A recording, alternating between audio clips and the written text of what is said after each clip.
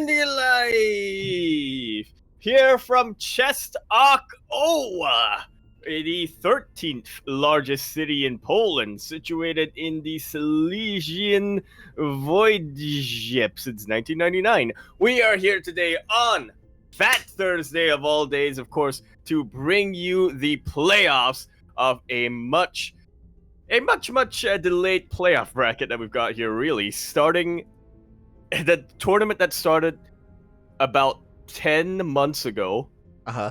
Group stage concluded about 10 months ago, but finally we are here with the playoffs of Alpha X EU Ascension League. I am, of course, your host Yaku of Yakuzaku, and with me today is El Fabricante de Doras que pone sal en las cocteleras, Light _VIP. How we doing, Light?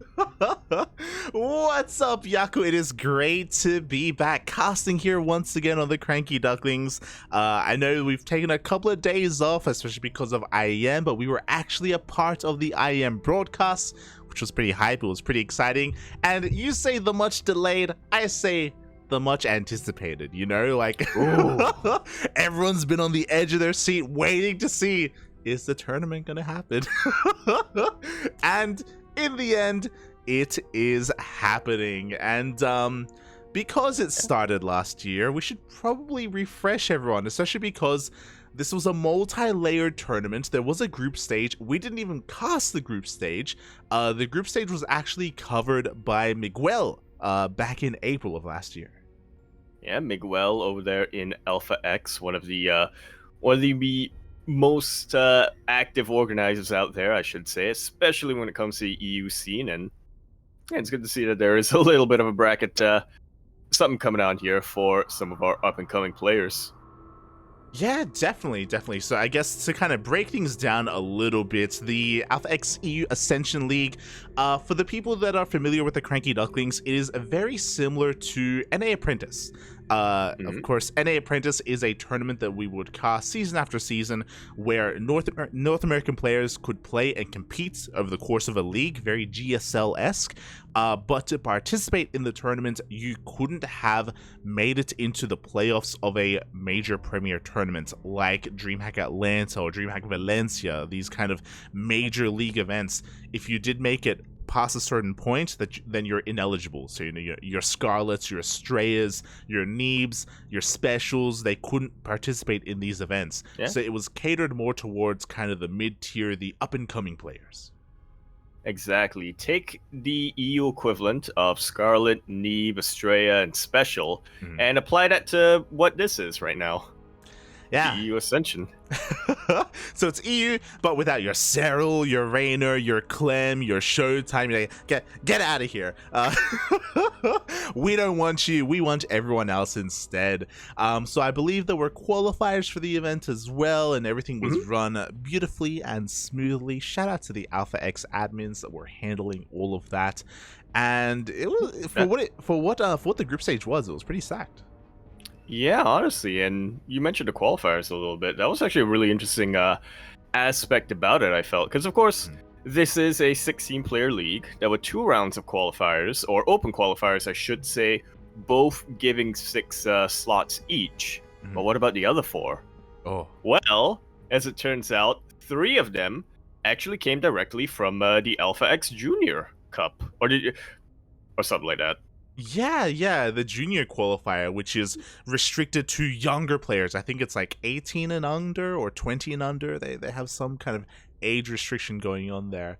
So yeah, it's really cool. Alpha X, like, they have been running a lot of events over the past couple of years, and they have been focusing a lot on fostering like young talent in general. You know, they've been running the junior championships, as you were saying, or it's called something along those lines. It's a junior cup or something like that. Yeah. It's also a tournament restricted to young players specifically. So yeah, it's really cool what they've been doing, and this is kind of a part of that as well. As a reminder, this is kind of the EU Ascension League, which means that depending on how this does, then I'm sure they're willing to expand it and maybe have a North American one as well.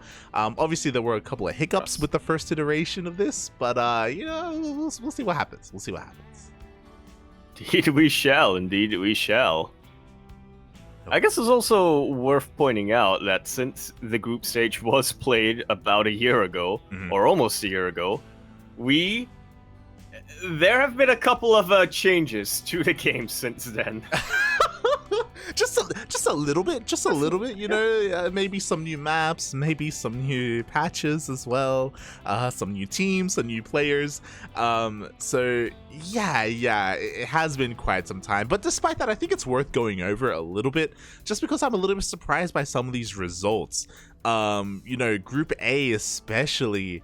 I don't know about you, but we've had the luxury of casting even DreamHack EU before, you know, a couple of days of like a Valencia EU or even Atlanta EU, but I'm not very familiar with Blue Cheese. And for both Milky Cow and Blue Cheese to come out over 4 Jumi and Rodzin, like that's pretty impressive. Yeah, honestly, I was not that surprised at Milky Cow making it out, but I was very surprised that Blue Cheese, apparently currently known as Radco, made it out over 4 Jumi. Yeah, definitely. Like, I understand that, you know, back in April, maybe 4 Jumi wasn't as powerful as he is now, but even back then, like, he was still kind of a more notable name. So yeah, pretty shocking that he didn't make it out of the group stage. Then moving on to Group B as well. I feel like AqueroN is for Papi. Feels bad. I always want to cast him. Papi, he couldn't make it through. Exo Striker as well. I don't know if you noticed a bit of a trend, but Group A and Group B, both all the Protoss players, they couldn't make it through. Feels bad, man. Yeah. Unfortunately, it seems that only one Polish player couldn't make it through the playoffs, but we'll get to him a little bit later on. Hate Me is probably a player who I shouldn't be surprised making it through, but it kind of did. I mean, Hate Me was part of Platinum Heroes back in the summer of 2022, was it? Yeah, so he was a player who was getting a lot of major results over in the WTL. I believe he made it into DreamHack for the first time in 2021 winter. So it shouldn't have surprised me that much, but still, I think just because we specifically are much more familiar with players like Papi, it did come as a little bit of a shock to me. But AqueroN, my boy, I'm always excited to cast AqueroN. Yeah, he's another one of those big Terran names, the up-and-comers. You know, when I think of European Terran players to keep an eye on, I think of AqueroN, and I think of Battle B as well. Like, they've both been getting some pretty solid results last year, especially in 2022. So no big surprise that he made it out of that group. Then in Group C, again, a little bit surprising, especially because, if I'm not mistaken, this was, you know, post Valencia, and in Valencia, Shutdown did make it into the group stage of the EU regionals for Valencia. Like, Shutdown is considered, you know, top 32 in EU, and for him not to make it out of these groups, it's crazy. Yeah, looking at this entire bracket, or even just looking at the players who qualified for this entire tournament, I think you'd agree that Shutdown is probably the overwhelming favorite. I mean, there was probably one other player who I would bet on over Shutdown, but yeah, he's easily in the top 2, but he did not even make it out of the group stage here. Let's take a little bit of a look at what happened here. Oh, that's what happened. Oh, yeah, so Shutdown actually took down Night Phoenix in the first round, fell to Spats, so Spats actually didn't drop a single map. Oh my god. Yeah, really good result for Spats. Oh my god. He mowed through everyone. Yeah. And to be fair, Night Phoenix fought his way back, taking down Baby Marine 2-1. Very impressive, but it looks like towards the end there was a bit of a forfeit. It's not to say that, you know, the same result wouldn't have happened and Night Phoenix wouldn't have come out on top again, or this time in the rematch, but it is a bit of a shame there that apparently Shutdown couldn't play that final series. Yeah, well, one man's shame is another man's opportunity. Opportunity. Where are you going with this? Opportunity that way, and yeah, it's really good. I'm really excited to see more of Night Phoenix coming up here. I mean, we casted him a little bit back in the Tuna Cups that we had, Sparkling Tuna Cups. He was a bit of a regular before, towards the end, before we had to shut that down, apparently. But Yeah, I'm always excited to see more Night Phoenix coming up. Definitely. I'm really excited to see what Night Phoenix can bring to the table, especially because Night Phoenix is another one of those younger European players. He was also invited to the event itself, so very excited to see what they have to offer. Meanwhile, finally, Group D. Oh, this was probably the group of death, actually. I have to agree, yeah. Oh my god. I have to agree. I thought Group A had a couple of good players, but Group D... That's crazy. I feel like every single player here are staples of the EU scene, at least when it comes to participation. They're all very, very active. They sign up for just about anything they can get their hands on, and they do have some pretty damn good results. Young Yakuzaku, Arrogfire, and Art. If I ever see an online tournament during EU hours and I don't see one of them signing up, I start to wonder, hang on, what's going on here? What happened to them? Yeah, this is brutal. Like, Young Yakov, he's one of the more active, like, mid-tier Zerg players in Europe. When I think of them, I think of Young Yakov, I think of Mixu, the two of them specifically, and maybe Iba, throw Iba in there as well. So yeah, he also made it to, if you remember, he didn't just make it into the group stage of DreamHack Valencia. He was one of the few people to beat Cyril in the group stage. We casted that. I remember that, yeah. Yeah. It's coming back to me. It's coming back to me, yeah. He beat Cyril in a ZVZ, and we were like, oh, he didn't just take a game. He took a series. So there was a lot of hype around Young Yakov, especially around this time. So for him not to make it out, same with Battle B. He also made it into that like stage of DreamHack as well, of EU. So yeah, a really brutal group. I think both of those players would have loved to have been in maybe some of these other groups, and maybe they would have had more success. But it is brutal that they kind of got into the group of death with Art. I feel like Art is maybe one of the more experienced players out of all these. I was gonna say earlier, I mentioned that Showdown was probably the overwhelming favorite, but there's still one other player who I would bet on over Showdown, and that was 100% Art. Yeah. He is so active in just about every tournament that there is. He gets consistent results in pretty much all of them. It's hard for me to look at this entire sign-up list or this entire player pool and not imagine that Art is going to end up the champion. Definitely. So a lot to look forward to. A lot of really already surprising results happening here in the group stage. Did happen a while ago, but now we have kind of set the stage here for the playoff bracket. Today, everyone, we have four best of fives before us. We're going to be covering the entirety of the quarterfinals tonight. Indeed, we are. Quarterfinals, which were actually played pretty recently. I believe they were played over the weekend. Unfortunately, a lot of these matches were played during or leading up to IEM Katowice, so this will be casted via replays. They were played recently, again, a week ago or so, but alas, it is not going to be casted live, unfortunately. Thankfully, we don't know the results. We don't know what happens. Neither do the Wikipedia. Nobody admins. updated Wikipedia, yeah. Yeah, we appreciate that. Everyone's the only people that know are the players and the organizers of this tournament. That is it. So, yeah, we're here to experience and witness who is looking to ascend in EU. Oh.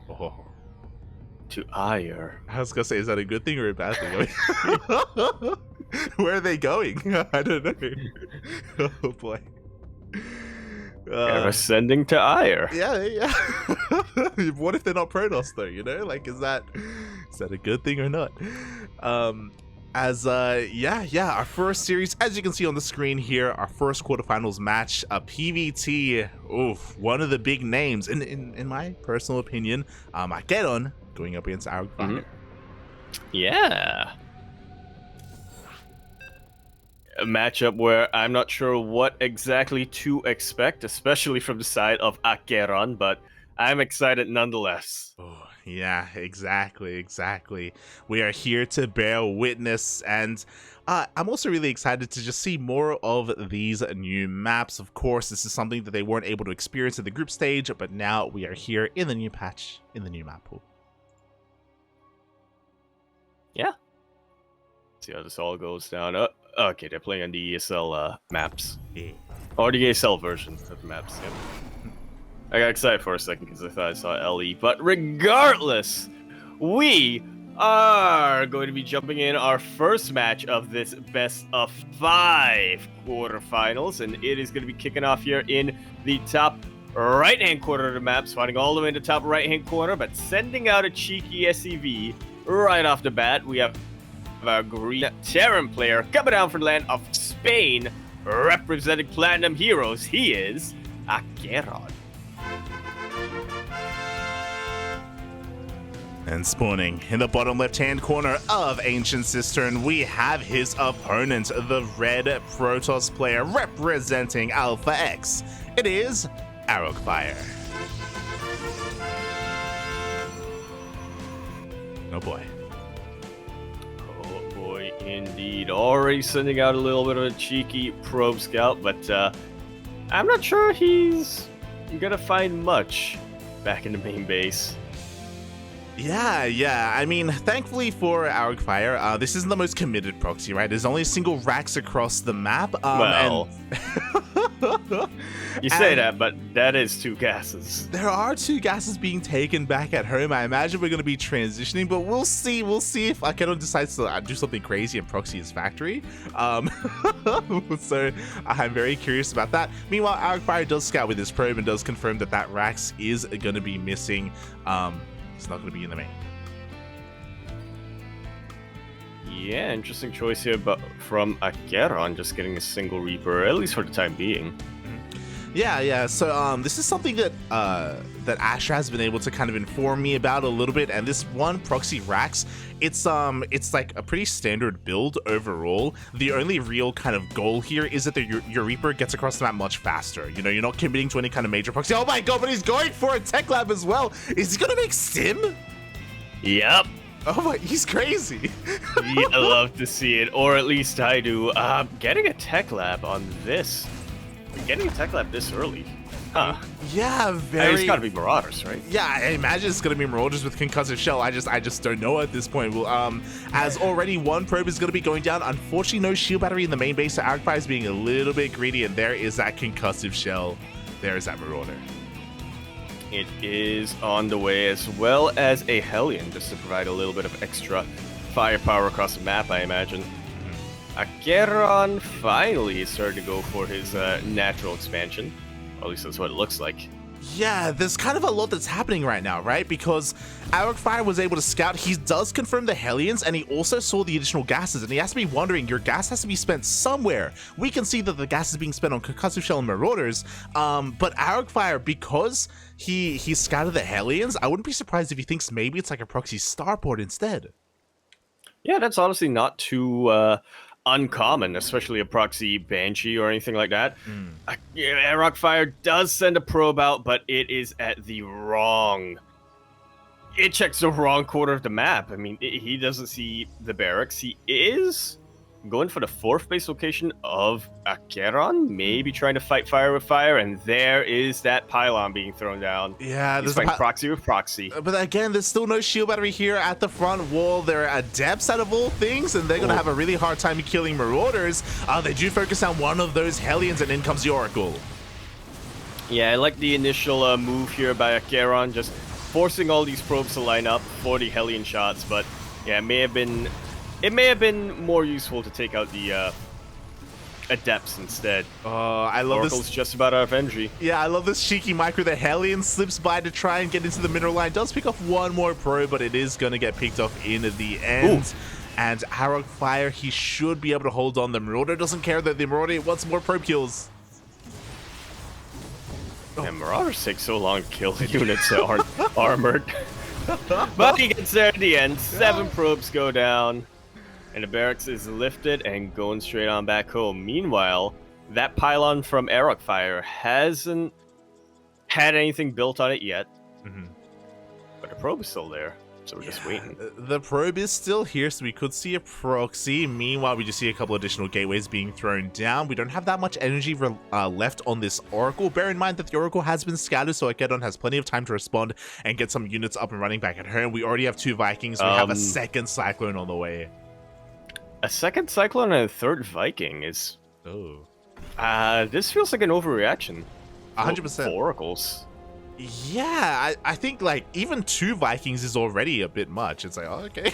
Like that's quite a lot of anti-air you have there, and this is dangerous because the more that we're investing in Vikings and Cyclones, like the later the tanks are going to be, the later the medevacs are going to be as well, to go for any kind of harassment or drop play, and that is dangerous because Arrogfire is setting up a proxy gateway. He is setting up a proxy gateway, and Blink is just about to be finished researching. Cyclones, they do really, really well against Stalkers if they don't blink out of range or, you know, into the Cyclones. Mm-hmm. Exactly, and AqueroN, he may be punished for this delayed tank.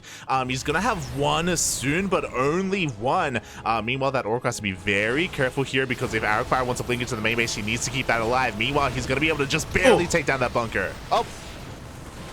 Yeah, priority numero uno for AqueroN, of course, wants to take out that Oracle, and once he was able to do that, he knows that there's only one opening available for these Stalkers. Tank does go down, but the Vikings land quickly, and there aren't enough Stalkers here for Arrogfire to overwhelm. Oh, yeah, there aren't, but here comes a second wave, and there is still no tank, and there we go. We have the aggressive blink on forward, and AqueroN, he barely has anything to defend. The tank is still on the way! It's just about done, but SCVs do have to be pulled to provide a little bit of a buffer. Tank will be sieging up now. There's no high ground vision for Arrogfire, so he can't jump on top of the tank immediately. Did that tank friendly fire the SCVs?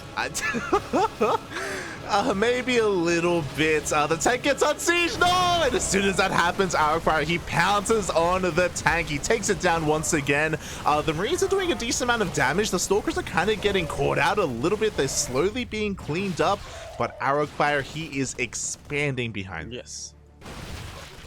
Yeah, Blink was on cooldown, so, you know, these SCVs were able to trap the Stalkers. Arrogfire couldn't kite. Now there's a tank out, but like you said, Arrogfire has just finished up his third expansion right outside division of that tech lab, I might add.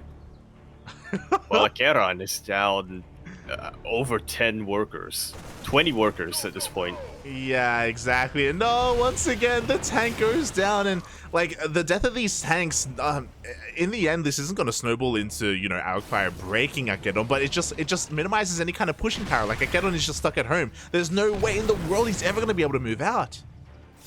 Yeah, not only that, I worry about AqueroN's chances of even getting a third base at this point. Mm-hmm. And considering how many units he's bled out already, an all-in is not an option at this point. Yeah, but that's kind of what he's being forced into a little bit. Like, he's got 5 Raxes in his main base. He does have Stim, and Combat Shield is on the way. I feel like the only chance that AqueroN really has is if Arrogfire maybe is a little bit too greedy. As I say that, though, his 4 gateways are about to finish up, and he should be focusing on his army soon. Yeah, his 4 more gateways we should have had. Yeah. There's going to be 8 gate charge coming down with support of a warp prism once this robo facility finishes up. Now, of course, it is possible on 2 bases for the Terran player to just sort of turtle up and pray to whichever deity they wish that the Protoss player just suicides units into them. Mm-hmm. But you never want to be counting on that. Yeah, we have to try and go for a drop play or pull the boys and go for a 2-base all-in or something along those lines. I love what Arrogfire is doing, by the way. We can see a ring of pylons being set up outside his main base. He knows that a Doom drop could kill him. He knows that really he has to make sure he's in position for anything that comes his way. So he's got the pylons, he's sending out probes, he's sending out zealots as well. He's trying to make sure he sees anything coming his way. Sees all, yep. His blind spots aren't really that big of a deal either. Just no opening into Arrogfire right now. AqueroN is now going for a push. The boys are being pulled. This is his last hurrah. He's down on upgrades. He doesn't have the best army, but if he's able to get a really good position to siege these tanks up, and if he's able to find a choke point, there may be a chance for him. Yeah, you know, let's go, Papi. Every single boy has been pulled, but he's going to push into charge lots. That's what I'm kind of worried about. Maybe it's going to come down to the tank positioning. Well, we do have one shield battery at the third. We're going to have an overcharge available as well. And here's the thing, there's no splash damage yet. True. So it is still, so it is still possible for AqueroN to get a win just by making sure that, you know, these Zealots aren't able to surround him, limiting their surface area, and beyond everything else, making sure they just don't jump onto the tanks, and that's exactly what he wants to do. Oh yeah, Arrogfire trying to set up a bit of a surround, but here we go. The first disruptor is out. The Marines are doing a lot of damage with the Nova. It goes off. It doesn't go off. No, it doesn't. It gets targeted down by the tanks at the very last second. And again, it actually looks like he's doing it. Look at the army support difference. GG is called. AqueroN went from a decent position to a terrible position to a victory, all in the span of 10 minutes. Wow. GG, well played, AqueroN. This is why I love AqueroN. Mate, when he pulls the boys, Papi, okay? I'm pretty sure he pulled the boys in his main as well, alright? He knew how all in he was. He knew what he needed to do. At the same time, it was greedy for Arrogfire to go Disruptor first instead of Colossus. You know, Colossus is the safer, more consistent damage. Disruptors, you're taking a chance there. And I guess, to be fair, if that Nova had gone off, maybe he defends, especially if it went off on those Marines, because there wasn't a lot of splitting going on. Oh, yeah. But at the same time, like, oh my god, you know, you take a risk, and sometimes things don't go your way. Yeah, unfortunately not. I mean, yeah, everything that Arrogfire was doing up to that point was just brilliant. I loved that he was getting that ring of pylons just to make sure he had vision on kind of the periphery of his bases. Unfortunately, after his stalkers were sort of chased back, he didn't have vision on the RB or on the bases of AqueroN. I think he didn't realize just how committed AqueroN was right towards the end there. Exactly. And if we do want to be a little bit more critical, then we can say that as soon as Arrogfire saw how many SCVs there were, you could argue that maybe Arrogfire pulls the boys away from the third and he just gives it up. You know, he just completely gives it up and he defends on his two bases instead, because just to buy more time for his disruptor to come out and maybe a second disruptor to come out on the way, or even a Colossi. He could have taken things a little bit slower because it was AqueroN who was on a timer. So there's definitely things to say there. At the same time, I feel like the way that he approached the fight wasn't too bad, but maybe a little bit premature. It's hard to say. I'm definitely with you on that, because with that army, it's tough to sort of fight what AqueroN had with his tanks, with his SCVs, and with his Marines, but it is still possible to jump onto the tanks with the Zealots, and that was actually what he was setting up earlier. He split off a group of Zealots to try to get the tanks while they were at their flank when they were guarded, right? But yeah, for some reason towards the end there, he sort of pulled back and decided to try to fight on the front.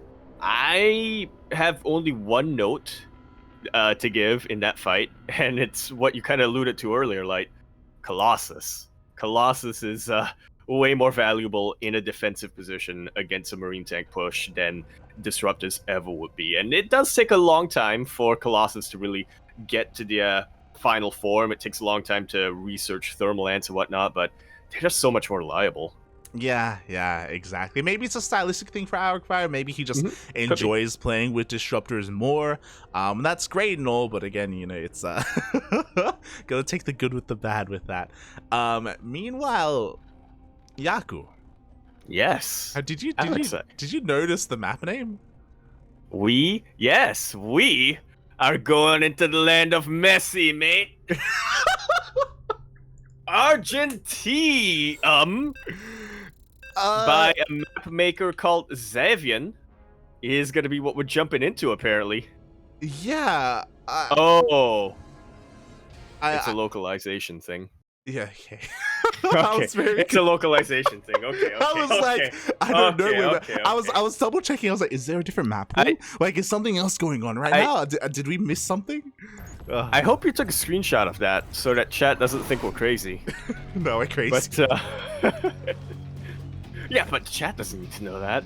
But yeah, apparently we are going to be jumping into Babylon, otherwise known as Argentium. Apparently, I'm not sure if that's in Ukraine, if that's in French, or if that's in Spanish. It's probably French. It's not Spanish, right?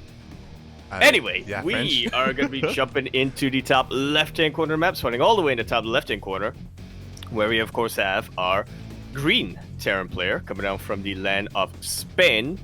He's going to be representing Platinum Heroes. He is a man who knows how to commit. We have AqueroN. Ladies. To an SUV full is what I meant, but or men. You know what? Yeah, yeah. Ladies. You know what? Or men. He knows how to commit to the boys. All right. Yeah. Like that's. And spawning in the bottom right-hand corner of Babylon, we have his opponent, the red Protoss player representing Alpha X. It is Arrogfire.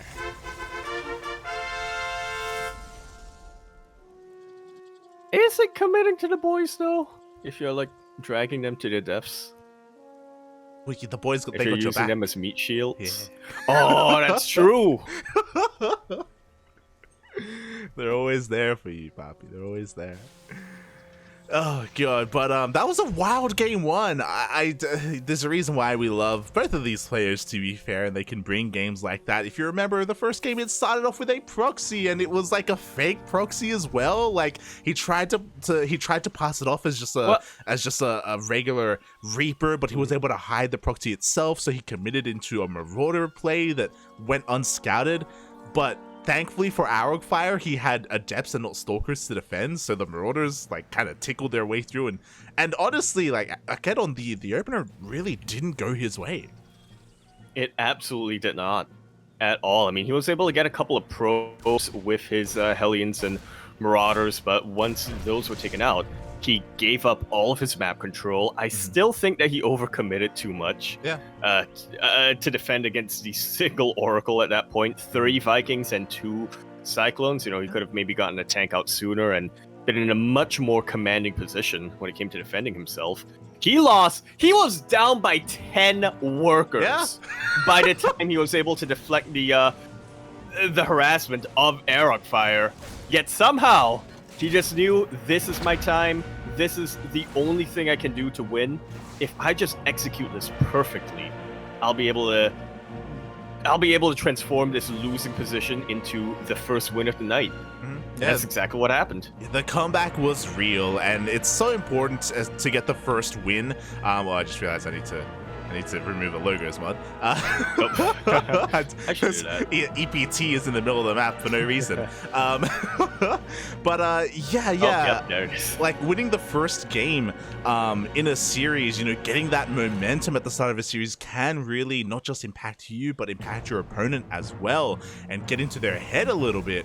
And speaking of getting into your head, AqueroN, he's going for a 1 base all in. He has not expanded. There is no CC, Poppy. I just noticed that, yeah. You can get away with that much easier on Babylon. It's just wide open, and it's pretty straightforward to rush across the map.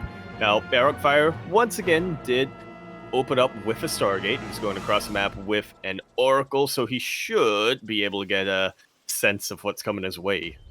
Yeah, he sees the amount of Marines, he sees the 1-1-1 in the main base as well. He should be fully aware that there is no natural CC, and now Arrogfire has to react. He needs shield batteries. 1 may not be enough.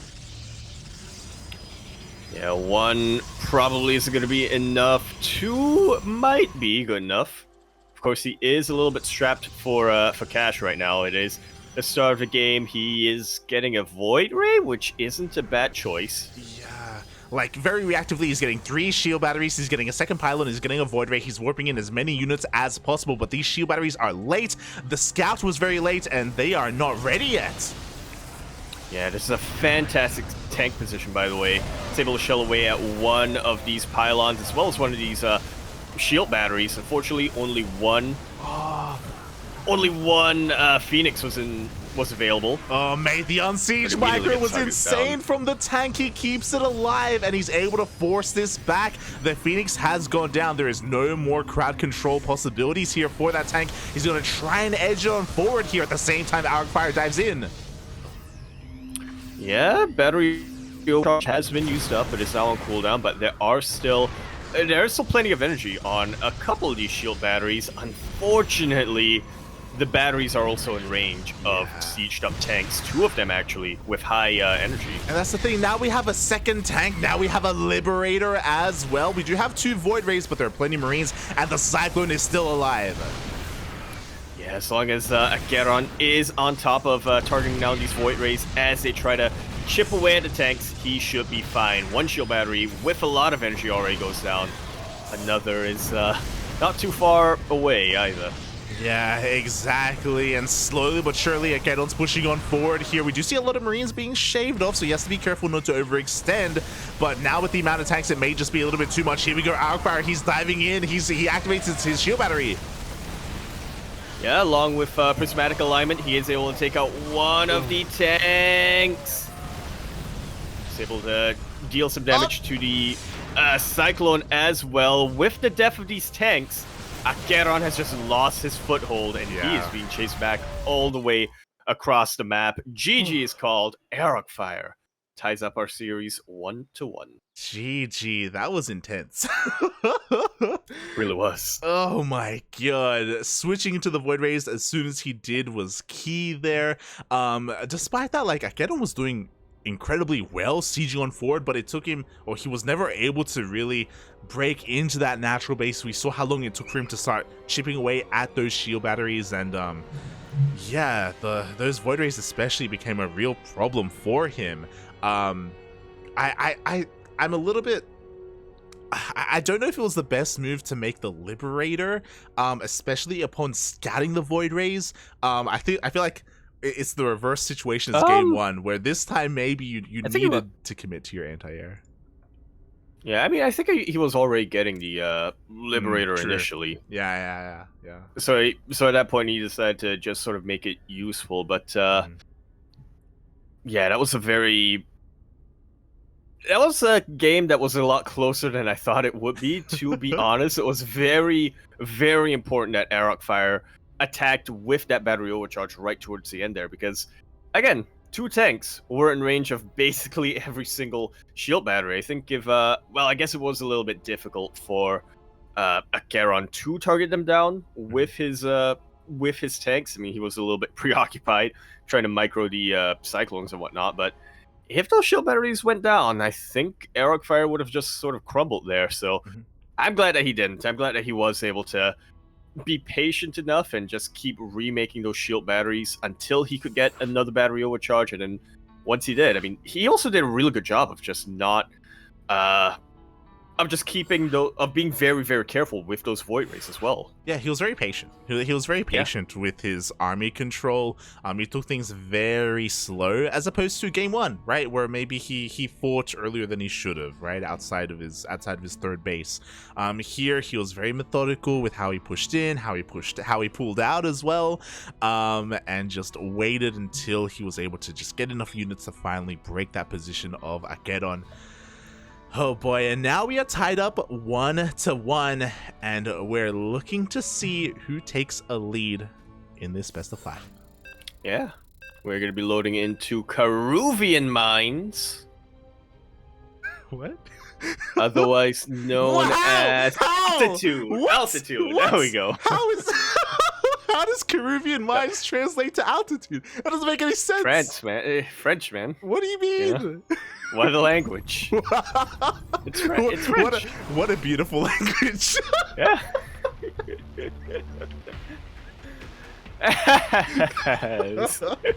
We load into altitude, otherwise known as Caruvian mines. There aren't even any like mines or on this map, so what a language.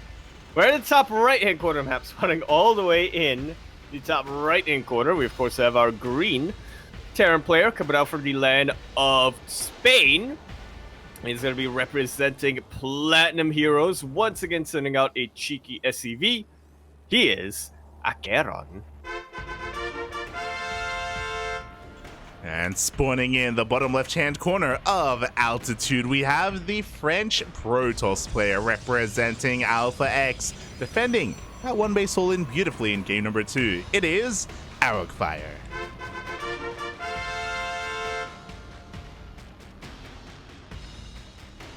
Is this just an no, it can't be an SCV scout. I was gonna say an NG block, right? Like the SCV is coming in pretty early on.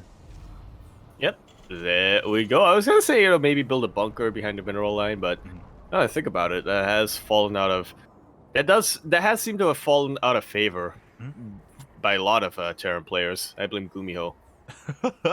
Shaking my head, Gumiho, shaking my head. But I agree, it's this is very surprising. Typically when we go for an NG block like this, it's on a smaller map just because the SCV has to traverse a long way, and it is typically followed up by a Reaper and by a bunker as well, just so you can harass the unnatural natural and make the Protoss' life as difficult as possible. But AqueroN, he doesn't commit to that. He mixes things up here, and yeah, he forces Arrogfire to expand in a very awkward location. Yeah, I'm just looking at the openings on this unnatural base. Where can I siege up tanks to be in range of that? Yeah. Oh, yeah, on the low grounds, it's possible that it's at least going to be covering a large majority of that area. Meanwhile, the SCV comes in just to rescout, and there is that bunker we were talking about. Again, this is a lot more popular on some of these smaller maps, but AqueroN doesn't care, and he's not even going across the map with the Reaper, he's going across the map with the Marine. Yeah, this will provide a little bit more damage. This will provide a little bit more consistent damage. This is completely unscouted, by the way, from Arrogfire. Look where the Zealot is. The Zealot isn't anywhere near this. Yeah, Zealot's going across the map. And Reactor Reaper? Wait, what? 3 Reacted Reaper is going to be the follow-up here from AqueroN. I cannot believe what I'm witnessing, but I also love what I'm witnessing. Someone call up Asher because this madman is crazy. So I kind of like this. So we have 2 Reapers to begin with, and I imagine the idea behind this is to quickly get across the map and add more DPS to this bunker. Meanwhile, we do have a recall. The Zealot is going to be saved. It is going to go back home, but those Reapers are going to make a beeline across the map to get into the bunker and to try and deny even more mining here at this Nexus. Stalker is now out, but the Zealot is pretty badly bruised. Nice little bit of micro there from AqueroN, saving his SCV right at the last second. I thought these Reapers were going to jump immediately into the bunker, but no, AqueroN, he's splitting the attention of Arrogfire beautifully. He's going for a scout and should be able to pick off a handful of probes with these Reapers as well. Yeah, the probes are going to be going down. A scout as well. We do confirm it is not a Stargate opener. It is a Twilight Council. The bunker has been salvaged, so unfortunately the Reaper can't jump down the Reaper cliff into the safety of the bunker. I'm sure that's kind of what the plan was for AqueroN, but Arrogfire has been able to clean all of this up, and things will return to normalcy a little bit. I say a little bit because Arrogfire hasn't scouted the main. He doesn't know that the follow-up is a 3 racks. Yeah. Which is kind of normal. Yeah. Nowadays, at least. I mean, weirder builds have been used. I was expecting a factory from this SCV from AqueroN, but no, that is an eBay. He's committed. He is absolutely 150% committed. Interesting. To a mental institution. So I was going to say, I thought he was going to hit with Stim, but because he has his eBay on the way, he's going to be working on +1, so this is going to hit a little bit later, I assume. We'll see when AqueroN decides to pull the trigger with the mass amount of Marines. Meanwhile, we do see Arrogfire trying to make his way past, and I love the pathing with this Adept. It does make it past the majority, the bulk of these units, and it does scout the Marine count. Yeah, he should know that aggression is coming his way. Already, we do see a shield battery in that unnatural base. Arrogfire is going for a 3rd in natural position, but he needs he needs a little bit more beef in his defense, let's put it that way. Yeah, he does, and this is the correct move from Arrogfire. He immediately moves out with his Blink Stalkers. Blink is done, by the way, and he picks off a Marauder already. 1 of 2, so a very high value pick off there by Arrogfire. He's going to try and chase down these Marines. He has to be very careful with the high ground, otherwise AqueroN can turn around. Oh, he's trying to catch him out there. thankfully for Arrogfire, Concussive Shells has not finished just yet. But there's still plenty of bio available. Stim did finish up. And AqueroN goes straight for the shield battery, now onto the probes, and now he's targeting down the stalkers. There are still a couple of probes here in the base for Arrogfire. Arrogfire fighting with the probes. I don't think that's a good idea at all against Marines. That was not a good idea at all. The entire mineral line goes down. I don't think that was worth it. The Marines are finally going to fall, but they killed 19 probes. These Marines have absolutely paid for themselves. I mean, I would even go so far as to say that AqueroN is in an extremely commanding position now. Yeah. He's up 6 workers, which is actually pretty big in TvP. Yeah, he's up in workers. He's working on that Marauder count. +1 is going to finish up in 10 seconds. Arrogfire misses the army, and now AqueroN has a choice to make. Does he turn around with his bio? He is not turning around, by the way. He doesn't care about those stalkers. Yeah, maybe he should. Yeah, but yeah, I guess the reinforcements can catch these. The bunker is still holding strong, so that's fine. Oh, and there we go. We have a recall. Yeah, Arrogfire, he recognizes that, hold on, you should have more Marines and Marauders. Where exactly are they? The recall was scouted by AqueroN, so he doesn't commit to his counterattack. He will pull back. Yeah, which honestly is probably better for AqueroN. Because he just swapped the add-ons around. He's getting medevacs. If he consolidates his forces and just pushes across the map, and by the time these medevacs are done, I don't think Arrogfire is going to have an answer. He has an Immortal. He's getting a Robo Bay, but he's not going to have Disruptors out. He's not going to have Colossus out. He's just now remaking the shield battery he lost in the third base location. Yeah, there is still a window here where AqueroN can hit Arrogfire before he gets his splash damage. We'll see if he can hit that window, because Arrogfire, you know, he's getting a safety Immortal, he's rebuilding his shield battery.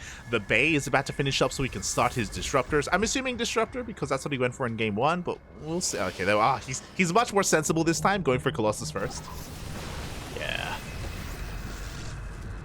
Unfortunately, this time, I'm not sure if it's going to make that much of a difference, seeing as how the bio is already across the map. Once again, from Arrogfire, I love what he's doing with these pylons. He's giving himself so much vision and plenty of time to prepare, but that's still a lot of firepower he's going to have to deal with.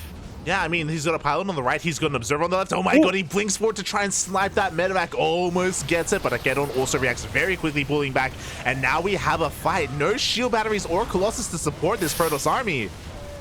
Yeah, and the sentries did waste quite a lot of energy there with those force fields. More reinforcements are making their way across the map. The Colossus is isolated. Battery overcharge is not enough to out-heal the sheer amount of DPS from this bio army. The probes are coming in to fight once again. And once again, they're just going to fall. GG. AqueroN finds himself a match point. GG, well played. Arrogfire was... It almost felt like he was baited. I don't think it was on purpose.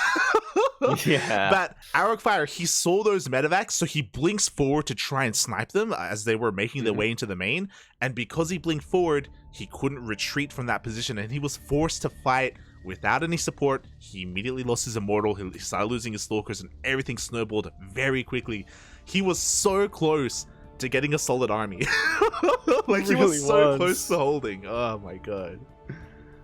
Yeah, something about Arrogfire. I feel like you said, he was kind of baited to blink out of position a little bit. I feel like that happens pretty often with Arrogfire. Maybe it's just something that comes down to experience, because I feel like, you know, if you're an experienced Protoss player, the instinct is probably not to jump in the middle of the map when there's a bio army. It's to just go back, defend, turtle if you must, defend. But yeah, AqueroN, he's just continuously able to find these little come up with these little temptations, shall we say, to just draw Arrogfire out of position when there really isn't when it really isn't necessary for him to do so. Yeah, I mean, it's really fun to watch. Like, AqueroN, he is very aggressive. I think we can all agree on that. Like, he is hyper aggressive in this series. And sometimes as an opponent to that, you could think, oh, maybe he's overly aggressive. Maybe he's going to overextend, and you yourself end up exposing yourself as a result. So yeah, these games have been quite close. I don't know if you noticed, but Arrogfire, he was up almost 20 workers. Like, economically, he was looking beautiful. The third base of AqueroN was very, very late.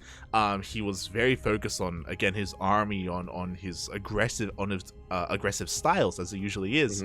Arrogfire was so close to stabilizing, so close yet so far. Very close, yeah.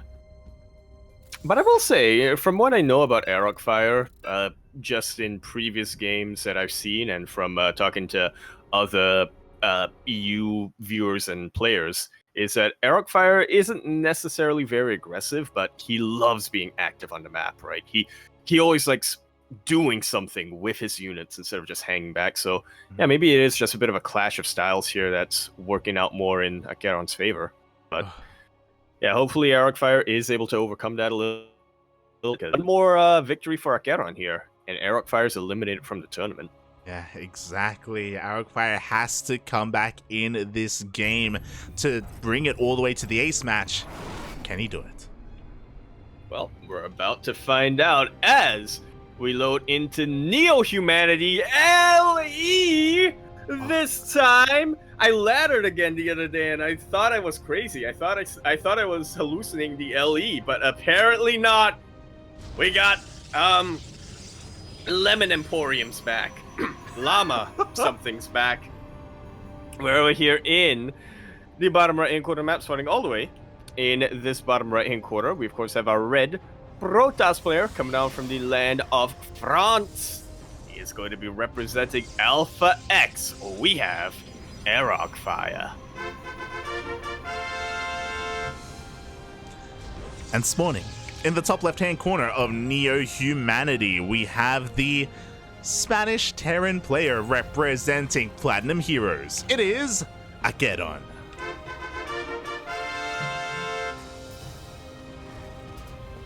That's okay. It's just a fake out Rax. For some reason, Raxes on this map look a little bit bigger, and I thought it was a CC. You're like, for some he's reason. expanding? Why is he expanding? Why is he expanding there and also not aligned to the mineral pack? He's crazy, Pop. I didn't even realize that was possible. He broke the game. No, it's just you know. It's so good. It's so good. Barracks have gotten bigger. Yeah, I do appreciate how he is kind of playing with how he's played out the entire series, right? He has committed to proxies already in previous games. So now he's going for a bit of a pseudo proxy, trying to get into the head of Arrogfire, trying to force a reaction out of him, maybe trying to force a zealot out first. And Arrogfire, he's scouting around. He's looking to see if he can come across that proxy. Yeah, sort of scouting the periphery of his base. It's very common for Terran players to try to proxy behind this little golden wall nowadays on Neo-Humanity, but as we can see, it's a fake-out proxy. Arrogfire should be able to tell now that he sees the Reaper coming back home. The Reaper reveals itself back at home. We also saw the factory as well, so Arrogfire was able to confirm that it wasn't a committed proxy by any means. The castles were taken as well, so now he can rest easy, and now we can kind of continue and progress into this game. I'm a little bit shocked that Neo-Humanity wasn't vetoed. To be fair, it is more of a veto that is amongst like Zerg matchups, but regardless, I'm happy to see it. I haven't seen enough of this map. Yeah, I feel like if you're a Protoss player, your #1 veto against Terran has got to be Royal Blood. Oh. You gotta get the carpets out of there. Yeah. Gotta clean them. Exactly. So yeah, I mean, as a result, it's a map that we haven't seen yet today. Meanwhile, we do see a commitment into the shade, and this adept is gonna be hunted down. Beautiful micro coming out from AqueroN, only taking damage on his Reapers, which of course will regen that health, and he hasn't lost a single one of them. Yeah, a little bit of a misstep there. Arrogfire is looking to fully wall off, but even if we have a wall here, the Reapers can knock this Stalker out of position and the units can run on in. But there we go for a full wall instead. Oh, yeah. This is gonna say a bit of an awkward KD8 charge. The Stalker does get bounced back at the end there, but yeah, the Reapers aren't quite able to take advantage of that. Oh, there we go. We have a cancel on that pylon, but a second Stalker comes in. So a beautiful defense so far here by Arrogfire. It can be really tricky to pull off, but he recognized the threat of the Hellions and the Reapers. Yeah, and that's not the only thing that's going to threaten him, as a Cyclone is now making its way across the map. A Liberator is in production and being rallied across the map as well. These Stalkers are pretty far out of position. They don't have Blink yet, so this one Cyclone is going to have a good time locking them down, but very, very good decision-making from Arrogfire here. Zeroing in on that Cyclone, which is the #1 threat. He is able to take it out and clean up everything else after that. Yeah. This Liberator isn't going to be as effective as it otherwise would be.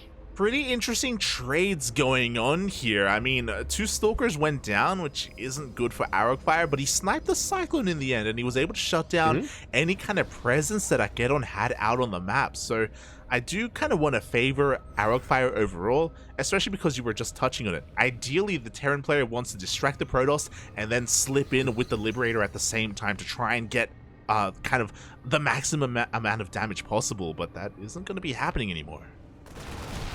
Yeah, AqueroN still wants to get that maximum damage. He's kind of hanging back with his Liberators.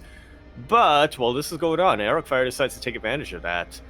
Take advantage of the fact that he has map control and start moving across the map, trying to contain AqueroN as best as possible. You say contain. He has 4 Gate Blink Stalkers right now. He has a Prism across the map. He's expanding behind this, so he isn't all in by any means, but he has a lot of potential for aggression. He can blink up into the main if he wishes. AqueroN has split up his tanks, but his main is looking a little bit exposed. Instead, Arrogfire goes for the natural. Yeah, he pounces right on top of that tank, but he has to be wary of this bunker. There are still 4 Marines in there, and they can do a lot of damage. A lot of these Stalkers are low.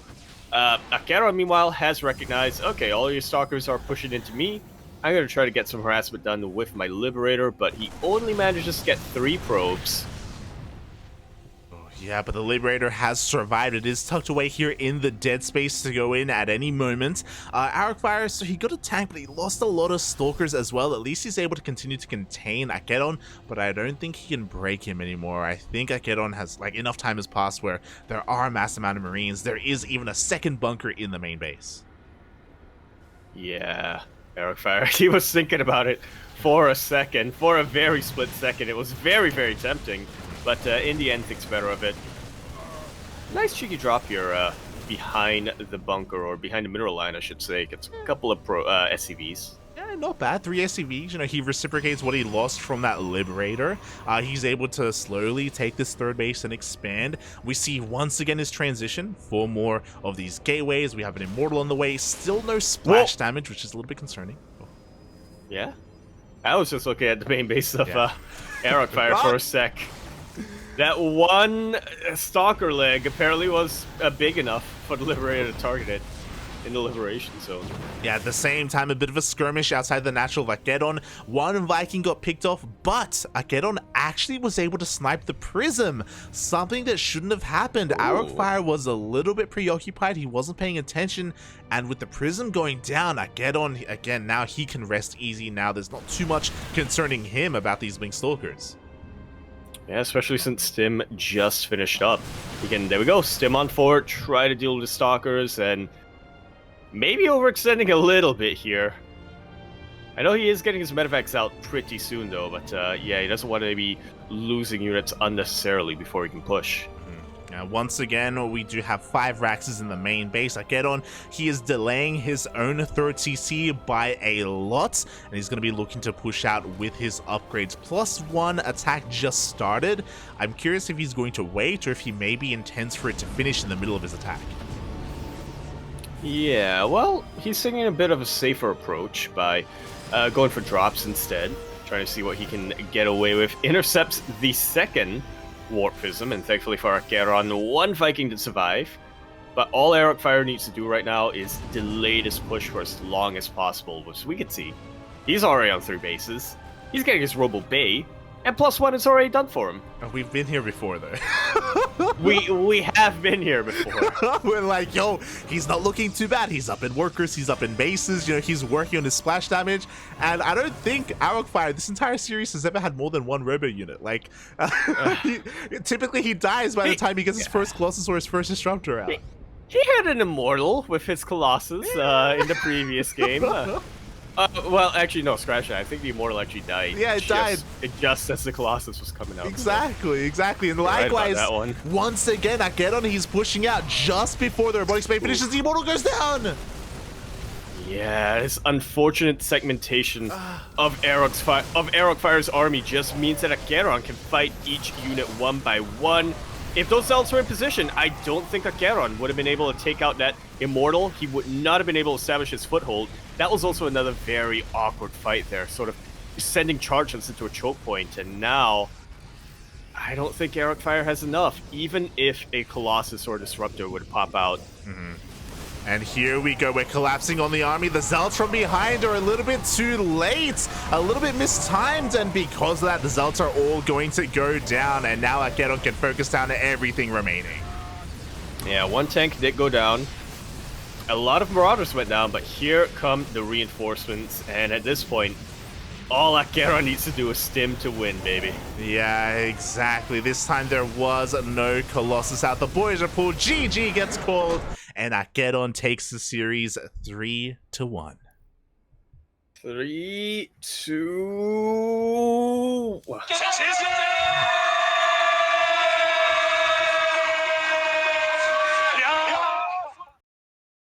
Oh man. If anybody ever wonders why AqueroN is straight up my favorite EU Terran player. Sorry, Mark. Sorry, Clem. Sorry, Ziggy. Sorry, Piotr. AqueroN is my favorite EU Terran player. I would just show them this series, honestly. Yeah. Again, he's a very active player. Sometimes to a fault. But at the same, you know, we saw how that went when Arrogfire was able to take his game. But at the same time, like, AqueroN, there's kind of this sense of urgency behind him. You know, he knows that whatever timing he's going for, you know, it's on a bit of a timer, right? And he's able to hit perfectly just when he needs to. Unfortunately, Arrogfire over the course of the series, he wasn't able to adapt too much, and multiple times, even in this last game, we saw he was caught out in the middle of the map when he wasn't prepared, and he lost his first Immortal immediately, for example. He wasn't ready for that army, he didn't see it coming, and he wasn't able to prepare with shield batteries, with prioritizing his Colossus, with just buying as much time as possible. And it's even more brutal in Near Humanity, just because how small this map is. Yeah. Like, Arrogfire had very little time to respond. I think Arrogfire's macro is pretty impeccable, to be honest. I mean, he was getting his expansions. That's what I was thinking of. His expansions on time, his upgrades were much, much quicker than AqueroN's. And it's not like he was, you know, cutting corners to get those quicker upgrades or expansions either. He was getting a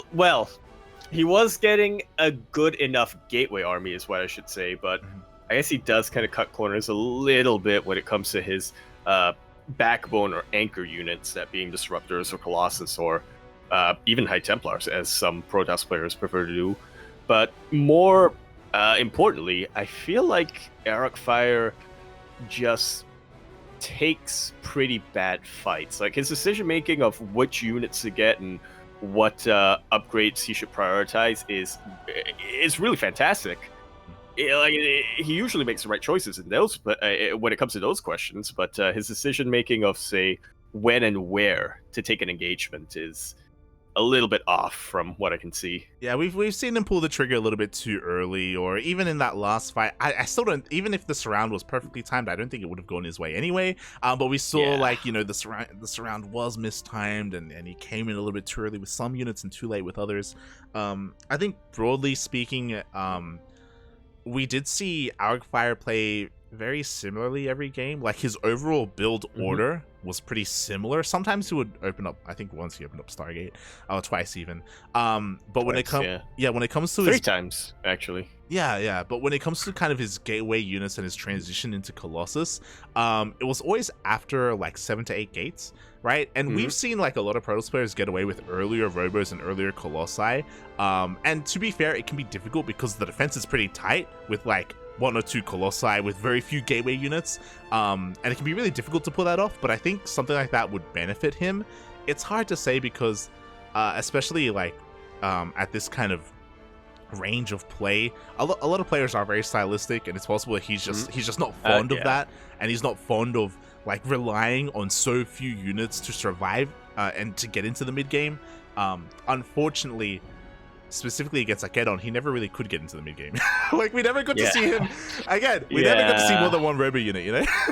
Like it just didn't happen. That's exactly what I was gonna say. I feel like this style of Protoss is something that I kind of appreciate personally. You know, Arrogfire, he's no coward. He loves getting his units out, and he loves being active with them. Like you said, it's probably something that works very, very, very well against a player who's planning ahead or planning to play more of a later game, maybe even a split map scenario. But AqueroN, other than maybe Ziggy and maybe Spirit, is actually a lot of EU Terran players, that I think about it, are pretty dang aggressive. Yeah. But AqueroN is definitely one of the most aggressive Terran players out there, so it just doesn't work. It's just that rock, paper, scissors that